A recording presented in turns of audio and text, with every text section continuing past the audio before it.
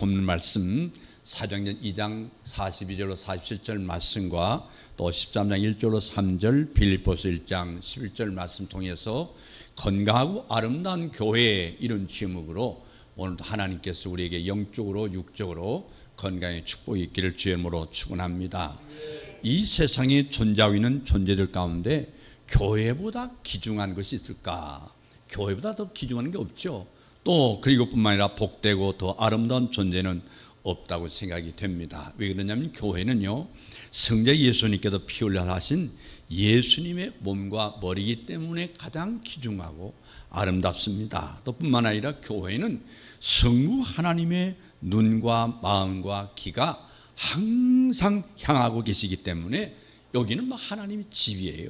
그래서 교회는 성령 하나님께서 임재하시는 또 성령의 전이기 때문에 가장 아름답고 귀중하고 그리고 건강한 교회가 아닌가. 그래서 교회는 그 더 귀중하고 복되고 아름다운 존재는 세상에 없다 이 생각이 됩니다.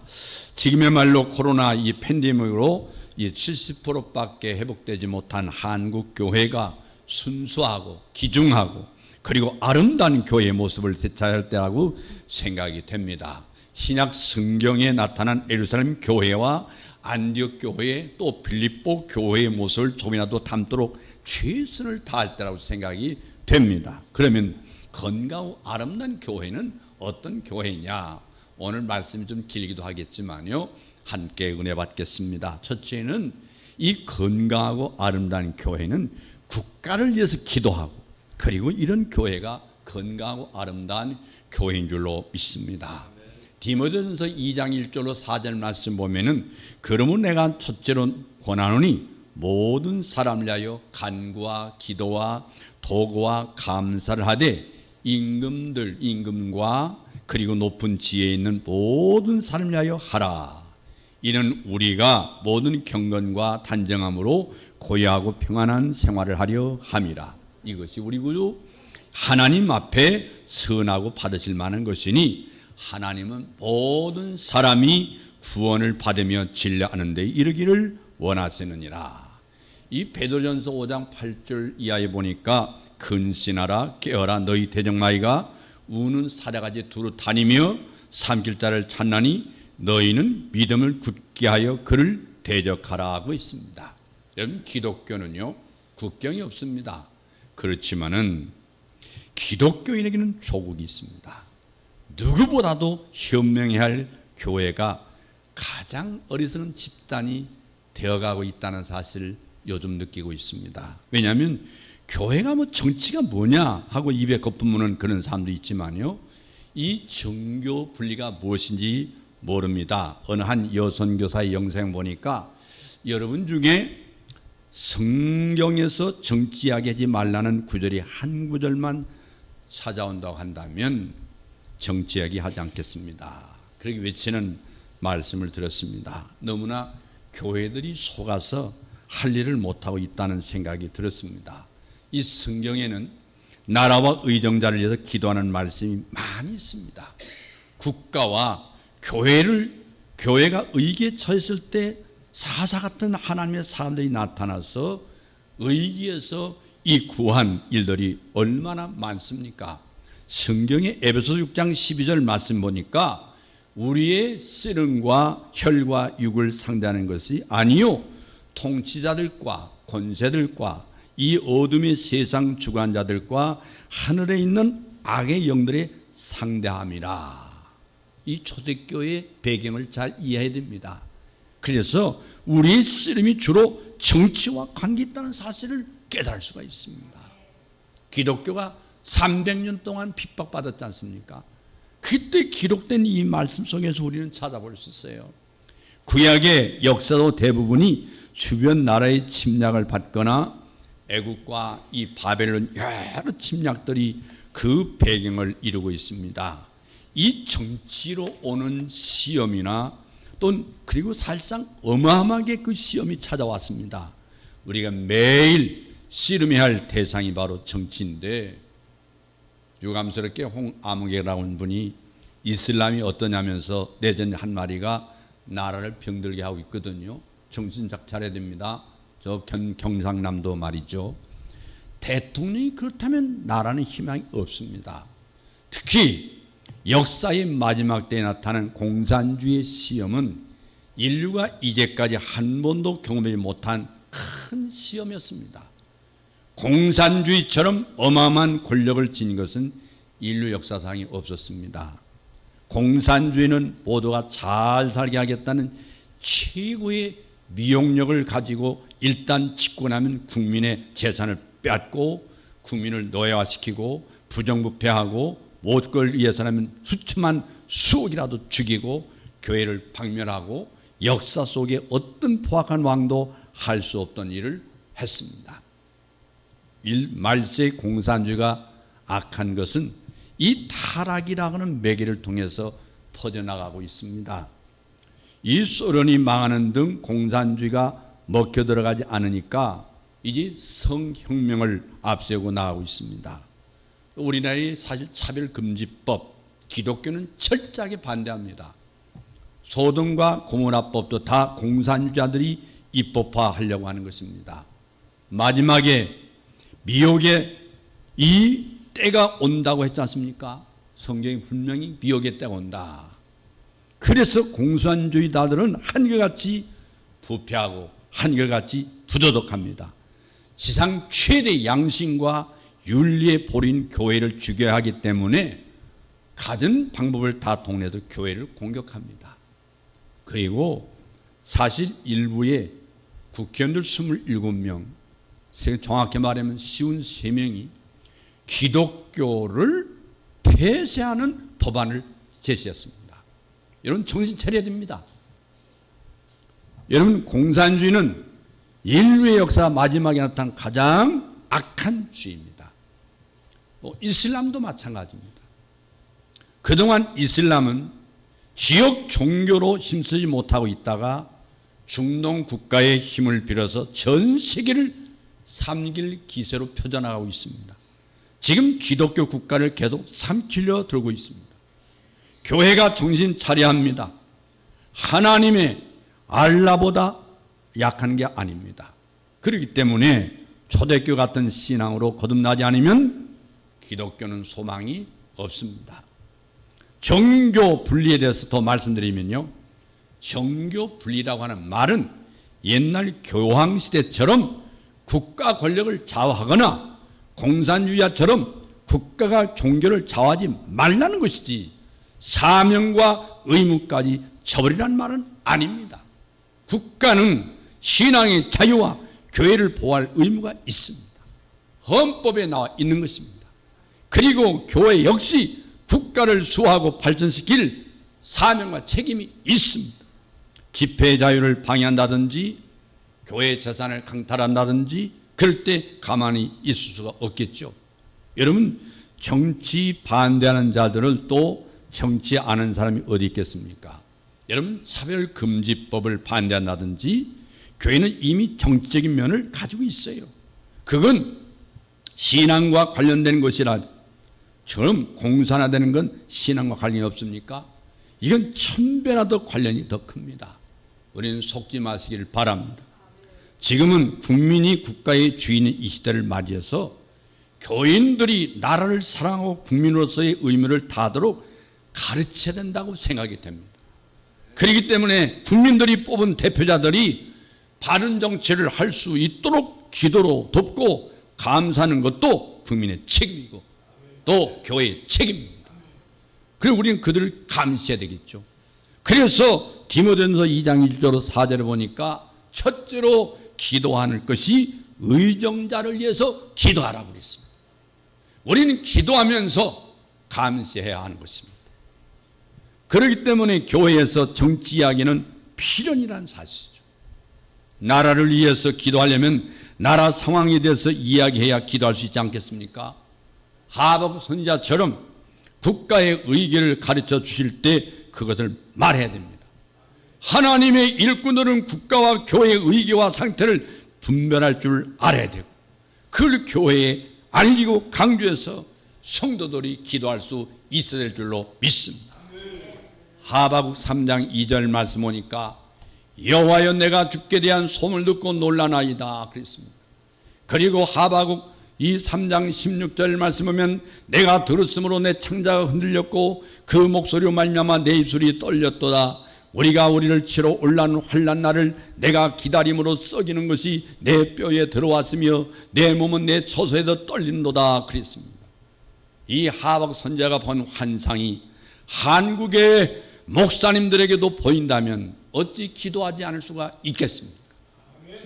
교회가 국가기관은 아니지만 국가에 속한 한 기관이나 단체이기 때문에 교회에 불이익을 줄 때는 시정을 촉구할 권한이 있습니다. 목회도 회중 목회만 아니라 특수 목회가 있습니다. 목회도 그 다양성에 따라 탈북자들을 돕고 이교나 이단을 알리고 해체시킨다든지 다니엘처럼 국가를 변화시키거나 헤롯을 꾸짖던 세리와 같은 특수 목회도 우리가 감당해야 될 줄로 믿습니다. 하만에 의해서 몰살의에 처한 이 페르시아 유대인들이 어떻게 했는지 보십시오. 국가와 교회가 멸망할 위기에 있을 때 무관심하는 것은 참으로 위험한 생각인 것입니다. 우리 신앙인의 선배들은 얼마나 나를 사랑하고 기도했습니까? 강단에서 나를 위한 기도가 쉴 때가 있었습니까? 성도 여러분, 기도할 수 있기를 바랍니다. 여러분, 우리의 기도마저 약해진다면 이 나라에 희망이 없는 걸 믿으시기를 바랍니다. 여러분, 지금 역사가는 분명히 말하고 있습니다. 나라는 교회가 가는 것까지 간다. 교회가 타락하면 나라가 망합니다. 교회가 건강해야 될 줄로 믿습니다. 그러므로 우리의 구국기도가 사라진 날이 대한민국이 멸망할 날이라는 사실을 기억해야 될 줄로 믿습니다. 그러나 너무 실망하지 마십시오. 하나님이 우리를 사랑하시고 여러분의 기도를 듣고 계신 걸 믿으시기를 바랍니다. 지금 하나님께서 교회와 이 나라를 구하기 위해서 놀라운 일을 하고 계신 줄로 믿습니다. 두 번째는 여러분, 성도들이 건강해야 건강하고 아름다운 교회가 되는 것입니다.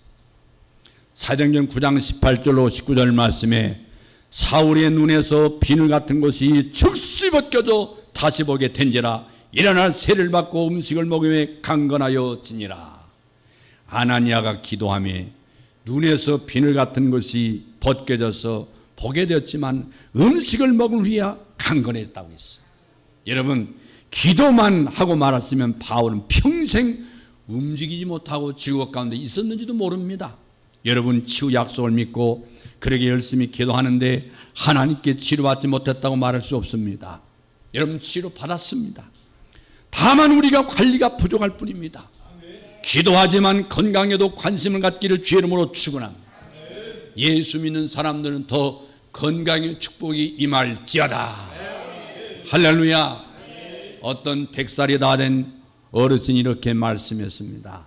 저는 먹을 때도 머리로 먹습니다. 이제부터는 머리로 드셔야 됩니다.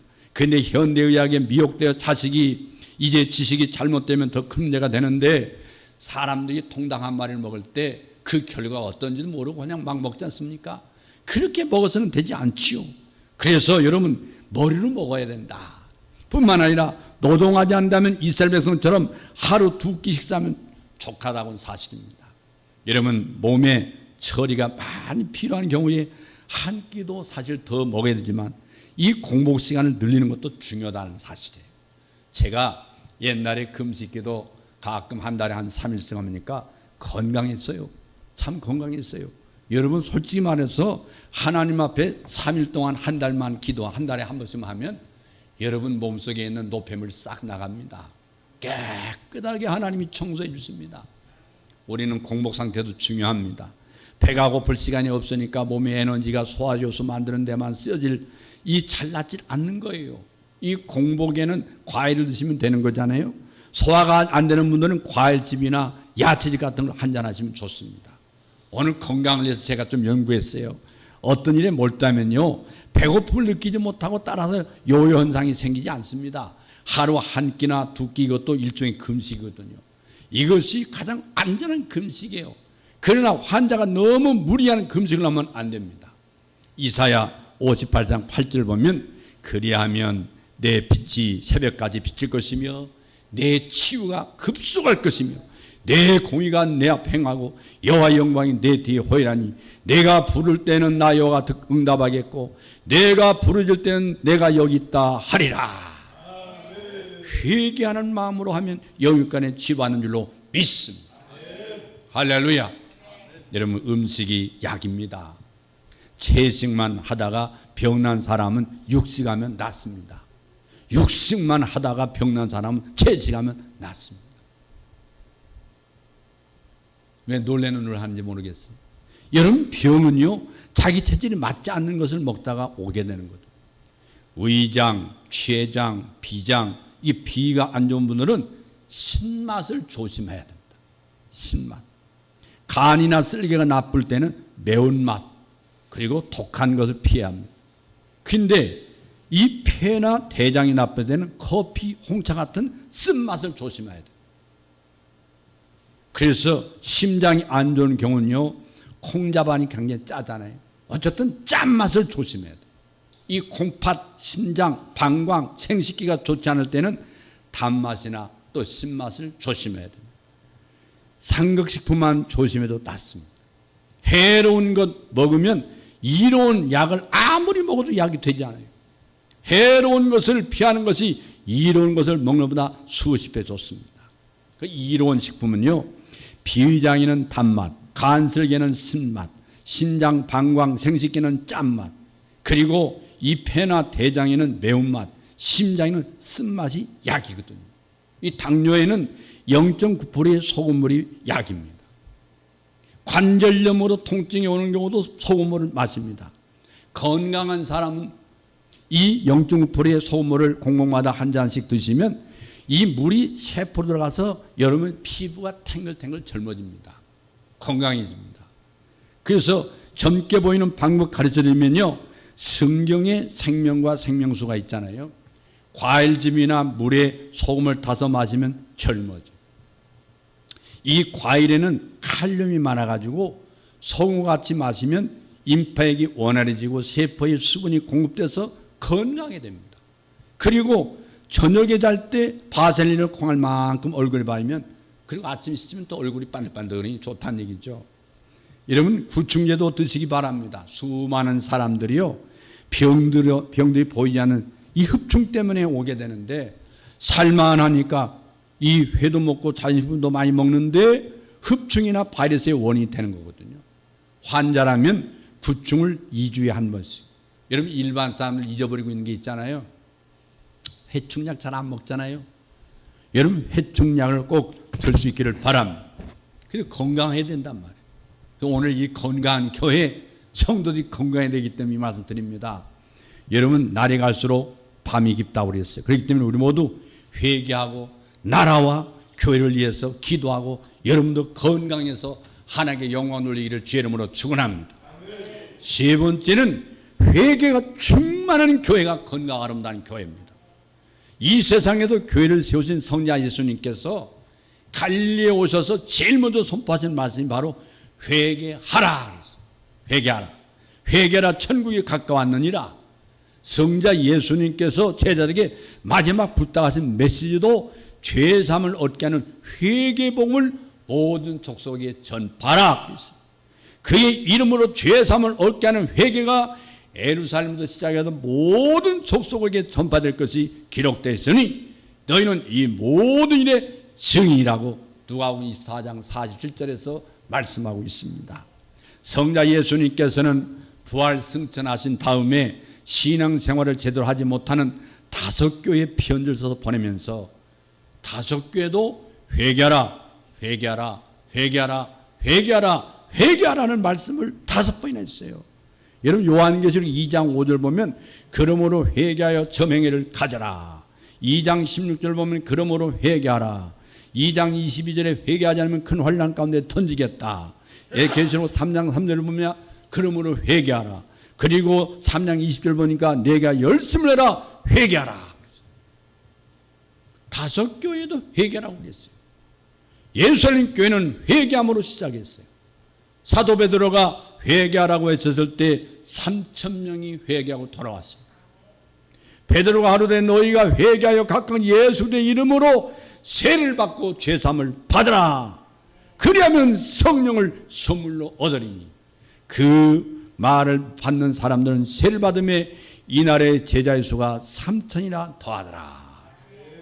베드로는 계속해서 회개 메시지를 전했습니다. 이스라엘 사람들아, 이 일을 왜 기이 여기느냐? 우리 개인의 권능과 경건으로 이 사람을 걷게 한 것처럼 왜 우리를 주목하느냐? 너희가 회개하고 돌이켜 너희 죄 없음함을 받으라. 이같이 하면 유쾌하는 날이 주 앞으로도 이를 것이다. 사도행전 3장 12절에서 말씀했어요. 예루살렘 교회는 이렇게 회개로 시작해서 회개로 이어갔습니다. 오늘날 교회가 회개가 없어졌어요. 회개가 없었어요. 반성하고 뉘우치는 것도 없어졌어요. 어쩌면 뻔뻔해지고 더 무서운 건 하나님을 무서워하지 않습니다. 하나님을 두려워하지 않기 때문에 죄 짓는 걸 그냥 꽃감 빼먹듯이 하면서도 뻔뻔하다 그 말이에요. 여러분, 회개가 부족한 교회는 참된 교회가 아닙니다. 회개가 부족한 신자는 참된 신자가 아닙니다. 한국 교회는 회개로 시작했고 회개로 성장해 왔습니다. 길선주 목사님, 이기폭 목사님, 김익도 목사님, 최봉성 목사님, 주기철 목사님, 손양 목사님, 이성복 목사님, 김치선 목사님, 박윤선 목사님, 우리 신앙의 선배님들은 모두 회개 사람들이었습니다. 오늘의 한국교회는 회개보다는 행사와 프로그램 치중하고 있는 것 같습니다. 방질 목사님께서 이런 말씀했어요. 여러분 방질 목사님 모르시겠지만 저는 알고 있어요. 어떻게 알아요? 그분이 100세가 넘도록 사시다 가셨는데 해방천교회 장로교 목사님이었습니다. 이 길선주 목사님은 성령의 지휘를 받으려고 무릎 꿇고 울면서 기도했는데 지금 현대 교회는 음악과 프로그램으로 성령을 지배하려고 달려들고 있다. 이런 말을 했습니다. 기가 막힌 교회가 되어버린 것이죠. 네 번째는 복음이 충만한 교회가 건강하고 아름다운 교회입니다. 이 세상에 교회를 세우신 성자 예수님께서 하나님의 말씀을 전하시는데 전력을 다했기 때문에 그렇습니다. 예수님께서 갈리에 오셔서 하나님 복음을 전파하며 가라되 내 말 듣고 또 나 보내신 이를 믿는 자는 영생을 얻고 심판에 이르지 아니하나니 사망에서 생명으로 옮겼느니라. 예수님께서 대답해 가시되 내 교훈은 내 것이 아니요 나를 보낸 이의 것이라고 요한복음 7장 16절에 말씀하고 있어요. 내가 내 자유로 말한 것이 아니요 나를 보내신 아버지께서 나의 말한 것을 이룰 것을 친히 명령하셨으니 나는 그의 명령이 영생인 줄 아노라. 그러므로 나의 이루는 것은 내 아버지께서 내게 말씀하신 그대로 이루노라 하시니라. 요한복음 12장에서 말씀했어요. 예루살렘 교회는 사도들의 복음 전파로 시작해서 사도들의 말씀 가르침으로 발전한 복음이 충만하고 건강하고 아름다운 교회였습니다. 베드로가 11 사도같이 서서 소리 높여 가로되 유대인과 예루살렘에 사는 모든 사람들아 이 일을 너희로 알게 하신 것이니 내 말에 귀를 기울이라. 그런즉 이스라엘 온 첩이 정령할지니 너희가 십자가에 못 박은 예수를 하나님이 주와 그리스도가 되게 하셨느니라. 사도행 2장 14절에 베드로가 설교했어요. 십자가와 부활에 대한 복음 선포로 예루살렘 교회가 탄생한 거예요. 예루살렘 교회는 계속해서 사도의 가르침을 받기를 힘썼다고 했어요. 저희가 사도의 가르침을 받기를 전혀 힘쓰니라. 우리가 기도한 것과 말씀 전한 것을 전무하리라. 사도행 6장 4절에 말씀하고 있어요. 안디옥 교회도 빌립보 교회도 복음 전파를 시작해도 복음으로 충만하고 기중하고 아름다우고 건강한 교회가 된 줄로 믿습니다. 칼빈 목사님이 이런 얘기했어요. 교회의 표식이 뭐냐? 교회는 하나님의 말씀이 선하게 전파되고 성례가 집행하는 곳이다. 무슨 말이냐 이게. 다시 재석하면 칼빈 목사님은 목사가 있는 곳에 교회가 있다고 그랬어요. 무슨 말이야? 목사 입에 하나님 복음을 맡겨줬단 말이에요. 목사의 세체에서 성령님의 공명이 일어나서 건강하고 아름다운 성도가 세워지기 때문인 줄로 믿습니다. 복음이 없는 교회는 사탄의 놀이터가 되는 거예요. 한국의 초대교회도 복음을 들고 복음 안에 순종하고 복음을 전하는 복음 중심의 교회였습니다. 한국 교회의 아버지인 길선조 목사님은요, 요한계시록을 만독을 했습니다. 10,000번이거든, 10,000번. 요한계시록을 모두 암송했다고 그랬어요. 그리고 기도와 말씀에 전력했어요. 세상 유행에는 좀 무식한 목회자요, 무식한 교회였다고 생각합니다. 그러나 오늘 한국 교회는 순수한 하나님의 복음보다는 유명한 사람들의 유치한 말이 너무 많이 들리고 인기 있는 사람들이 만드는 멋진 프로그램 행사가 너무 많다고 생각이 듭니다. 오늘 한국 교회가 하나님께서 기뻐하시는 교회다운 교회가 되고 그리고 사회 신인과 존경받는 교회다운 교회가 되려면 하나님의 말씀과 사도의 가르침을 받는 예루살렘 교회와 안디옥 교회와 빌립 교회의 모습을 지녀야 된다고 생각이 됩니다. 건강하고 아름다운 교회 되기를 원하는 교회들은 하나님이 인생들을 살리게 하신 일, 구속사적인 하나님의 복음을 가르침을 받는데 전혀 힘써야 될 줄로 믿습니다. 저희가 사도의 가르침을 받기를 전혀 힘쓰니라. 사도행 2장 42절 말씀하지 않았습니까? 다섯 번째는 교제가 충만한 교회가 건강 아름다운 교회입니다. 이 세상에 교회를 세우신 성자 예수님께서 여러 사람들과 만나서 교제하시는데 전력을 다하셨습니다. 예수님께서 오늘 여러분을 만나주시기를 바랍니다. 사랑하는 딸아, 내 마음에 걱정과 근심이 무엇이냐? 내 마음의 괴로움이 무엇이냐? 내 마음의 아픔이 무엇이냐? 내 가정의 아픔, 상처가 무엇이냐? 오늘 주님께서 찾아오시기를 주의 이름으로 축원합니다. 성자 예수님께서 부도덕한 수가성 여인을 찾아가셔서 친밀하게 교제하셔서 그를 구원해 주셨습니다. 여러분 세리장 삭개오를 찾아가셔서 친밀하게 교제하셨고 그를 살려주셨습니다. 7 귀신 들렸던 막달라 마리아를 만나신 다음에 그를 친밀하게 교제하시고 그리고 그를 살려주셨어요. 저주받아 마땅한 핍박자요 포행자인 살인자인 사울을 하나님께 부르셔서 그를 이방인 사도로 세운 줄로 믿습니다. 할렐루야. 예루살렘 교회는 교제가 충만한 교회였습니다. 저희가 서로 교제하며 떡을 떼며 기도하기를 전혀 힘쓰니라. 이 예루살렘 교회는 유대인들은 물론 메소비다미아, 가바도기아, 애굽, 구레나, 로마, 아라비아 등 14개 지역에서 찾아왔어요. 문화가 다릅니다. 인종이 다릅니다. 언어가 다릅니다. 수천 명이 함께 그 당시 모였습니다. 그들의 친밀할 때 성령이 임했습니다.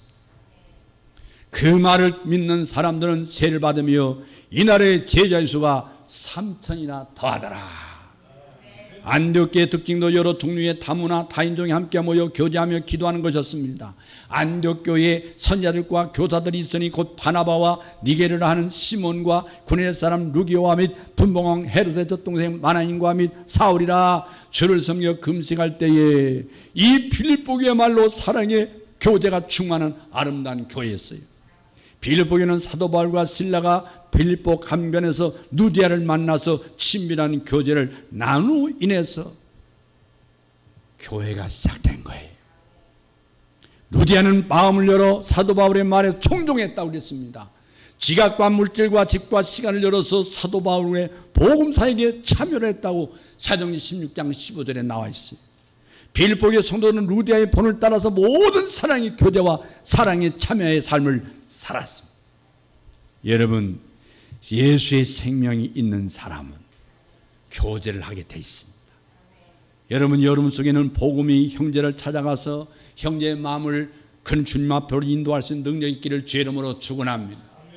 제가 2011년도 신곡동에서 여울동에 교회 부지를 마련해서 여기에 이전하고 교회 이름을 큰 나무교회로 지은 이유는 에베소 교회같이 그리스도 안에 잘 겨자씨가 자라서 큰 나무 같은 성도들이 자라나기를 소원했습니다. 큰 나무 교회의 표를 하나님 목적이 이끌어가는 교회라고 하는 것은 초대교회처럼 복음이 무성하고 성령이 충만한 교회가 되기를 원했습니다. 여러분, 성자 예수님과 친밀한 만남과 성령의 역사 가운데 성도의 친밀한 교제가 없는 교회는 참된 교회가 아닙니다. 교회는 설교 위주도 아니고 강의 위주도 아니고 행사 위주도 아닙니다.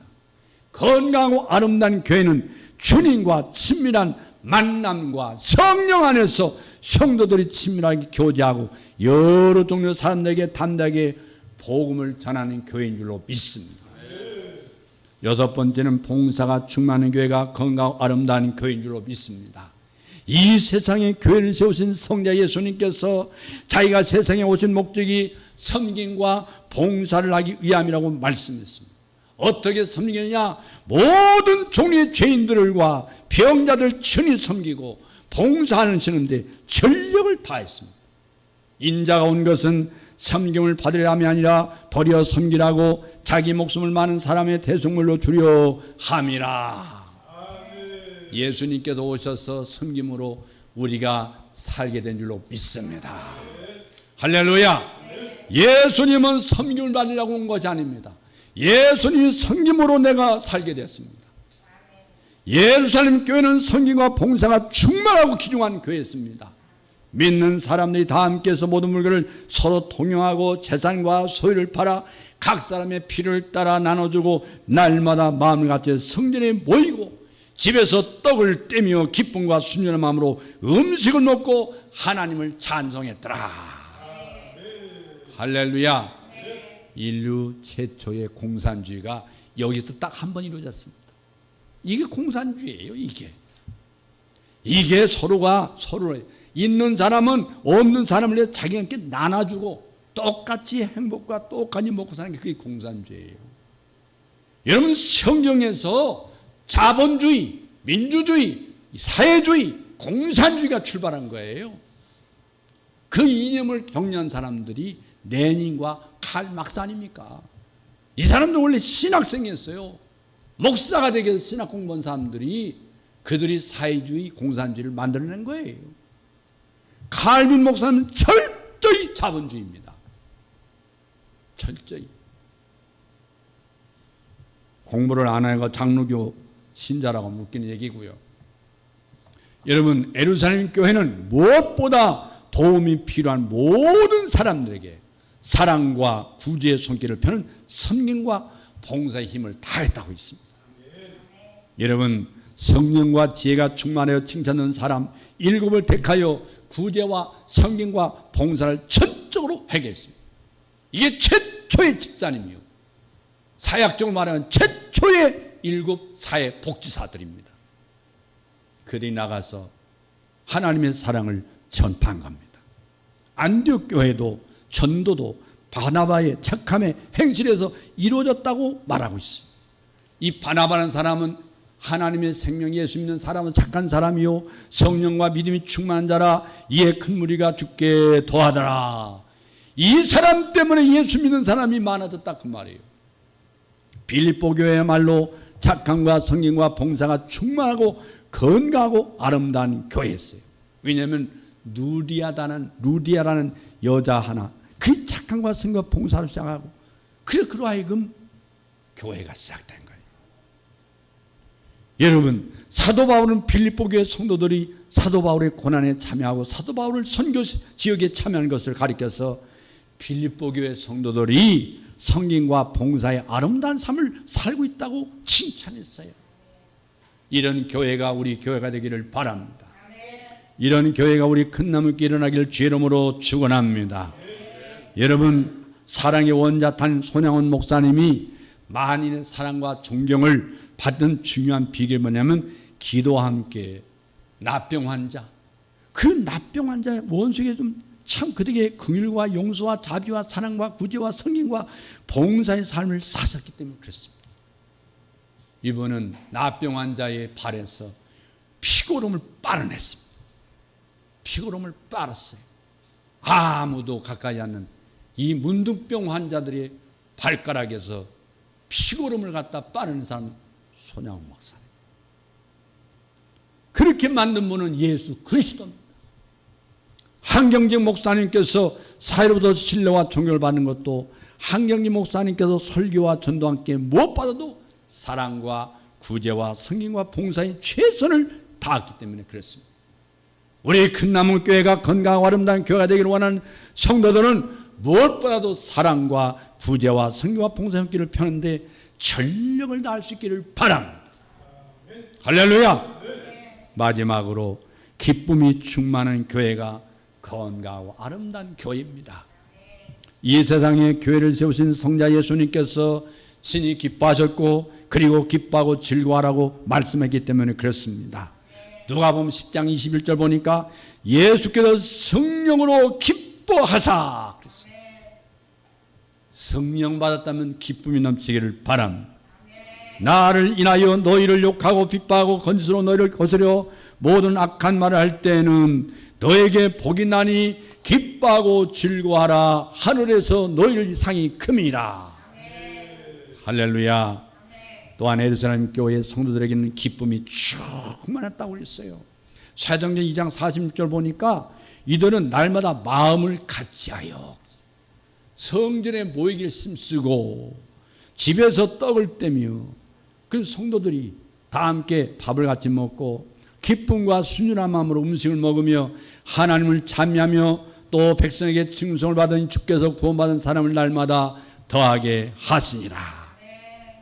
예루살렘 교회 일곱 집사들 중에 한 사람인 스데반 집사는요, 돌로 침을 받아 순교의 죽음을 죽으면서도 원망과 불평은 한마디 하지 않고 성령이 충만하여 예수를 증거하면서 기도할 뿐이었습니다. 그의 영혼은 감사와 기쁨으로 충만했던 사실이에요. 스데반 집사의 들을 이어서 서머나 감독 폴리갑도 불에 타 순교하면서요, 이 기뻐하며 감사의 기도를 드렸습니다. 영국의 웨일스의 토마스 선교사도 한국의 주기철 목사님과 손양은 목사님도 순교의 죽음을 당하면서도 두려움이나 원망이나 불평은 조금도 지니지 않고 감사와 기쁨이 충만해서 하나님을 찬양하고 또 하나님께 영광을 돌렸다고 했어요. 여러분, 이 빌립보서에 보니까 기쁨이란 말이 17번 써 있어요. 17번. 내가 너희를 무리를 위하여 기쁨으로 항상 간구함은, 기쁨으로 기도했다 이거예요. 또 빌립보서 1장 18절 보니까 이도 내가 기뻐하고 또한 기뻐하리라. 내가 주 안에서 크게 기뻐함. 빌립보서의 가장 두드러진 특징이 기쁨이 충만한 교회였어요. 기쁨이 충만한 교회. 그 사도 바울은 기쁨이 참 근원을 찾아낸 사람이란 말이에요. 주 안에서 기쁨을 발견하고 성도들의 사랑의 교회 내 기쁨을 발견했다 그 말입니다. 여러분, 정말 예수 믿어서 마음에 기쁨이 있습니까? 여러분의 기쁨이 정말 많은 사람의 전염되기를 주의 이름으로 축원합니다. 루디아처럼 기쁨이 전염되기를 바랍니다. 할렐루야. 이 기쁨을 지지 못한 사람은 불행한 사람입니다. 기쁨을 지지 못하는 교회는 불행한 교회입니다. 근심과 걱정과 원망과 불평을 지고 부정적으로 사는 사람은 불행한 사람입니다. 오늘 우리 교회 49주년을 맞이해서 말씀드린 7가지를 지켜서 실천함으로 건강하고 아름다운 교회가 되기를 주의 이름으로 축원합니다. 축원합니다. 오늘 하나님의 귀한 보험이 여러분의 영혼을 살리기를 주의 이름으로 축원합니다. 여러분의 육신의 강건함을 잊기를 주의 이름으로 축원합니다. 여러분의 병든 몸도 고치기를 주의 이름으로 축원합니다. 믿습니까? 하나님은 고친 줄로 믿습니다. 믿습니다. 하나님을 바라보고 승리하기를 주의 이름으로 축원합니다. 축원합니다. 기도하겠습니다. 아버지 하나님,